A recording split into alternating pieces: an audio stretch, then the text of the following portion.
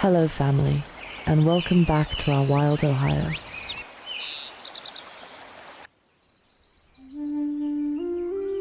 This is the ultimate Morel mushroom hunting guide, part 4.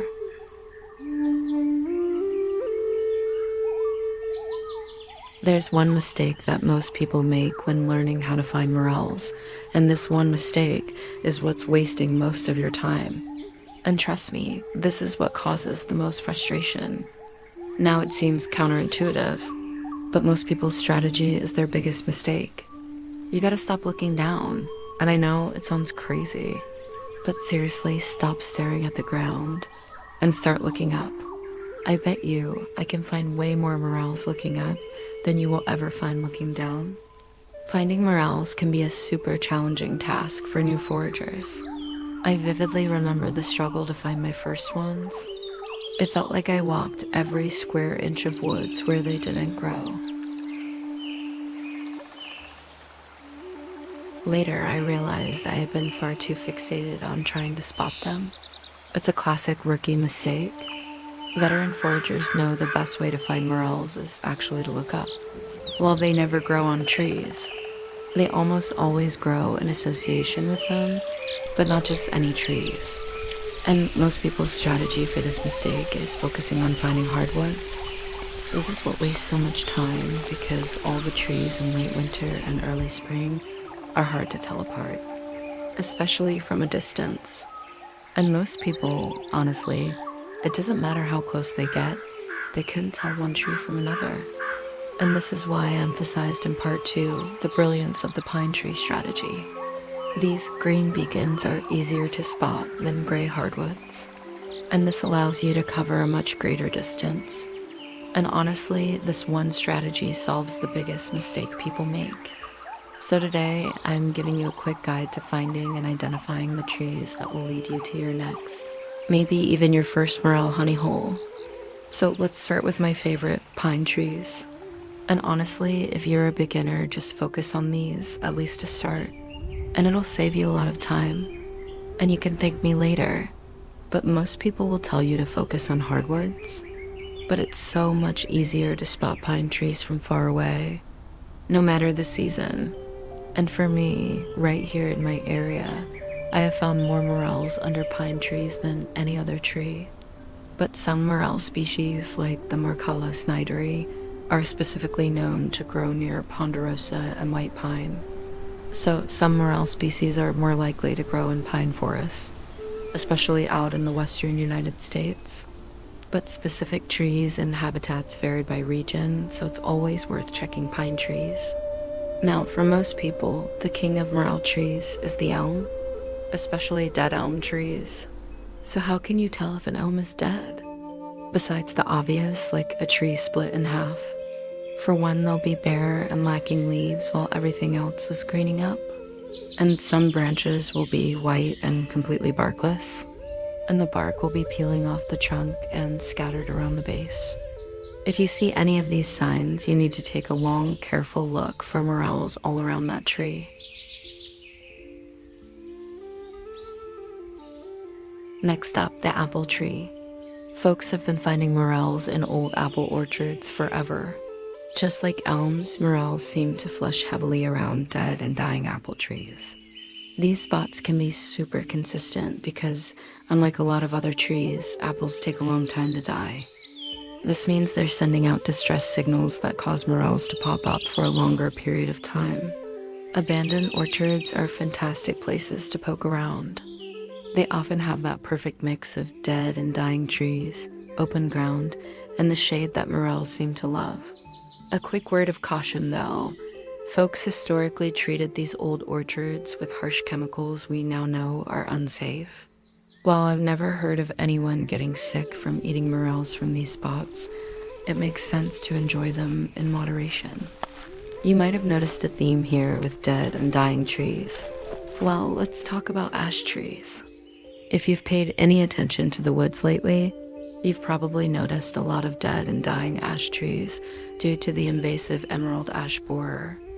To be honest, I've only found morels around ash trees a handful of times, and they've mostly been black morels.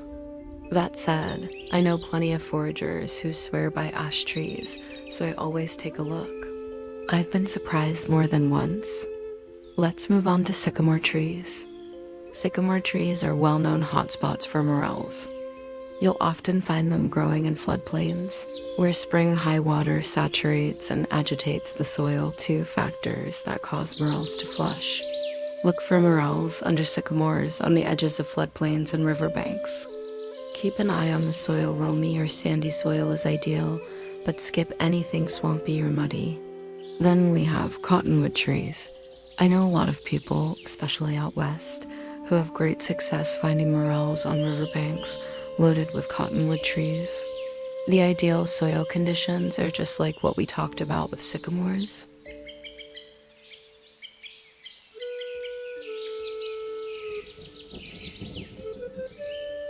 Next, we have the tulip poplars, although the elm is a friend to many morel hunters.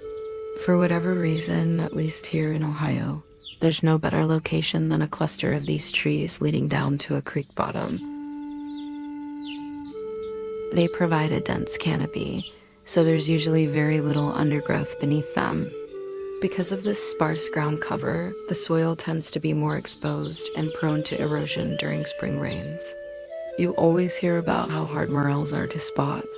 While that's good advice when you're in a spot you know holds morels, it's not such good advice when it comes to finding those areas in the first place. The best advice I can give you is to have hope, especially if this is your first morel season. This brings us to the end of another episode, my friends, and thank you for spending this time with us.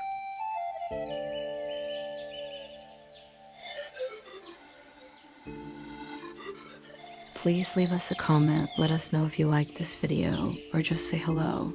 We absolutely love hearing from you. Or if you have an idea for a video or want to see us cover one of your favorite wild places, let us know. Hope you enjoyed watching and got something out of it. Don't forget to share this video with your friends and family and hit that like button.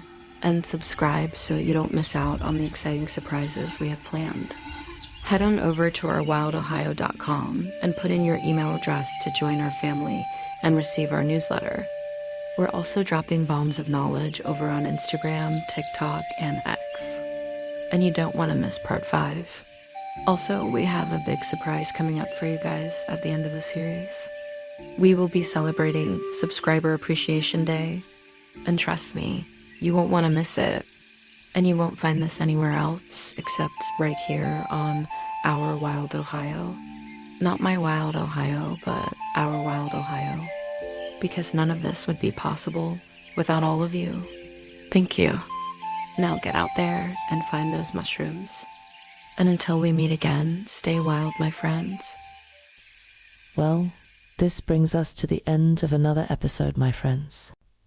It's always a pleasure to share this journey with you, and I truly hope you found some valuable insights along the way. If you'd like to stay connected, I invite you to join our family by signing up for our newsletter at ourwildohio.com, so we can keep you up to date on everything we have planned. Also, it helps support the channel and doesn't cost you anything, but it helps us more than you know. We're also dropping bombs of knowledge over on Instagram, TikTok, and X, so don't miss out on the unique content that you'll only see there. Now get out there and enjoy our wild Ohio, and until we meet again, stay wild, my friends. Thank you for watching Our Wild Ohio. It's support from viewers like you who make it all possible. Thank you. Please like and subscribe. Join our family and become a member of Our Wild Ohio by visiting the link in the description below. And until we meet again, stay wild, my friends.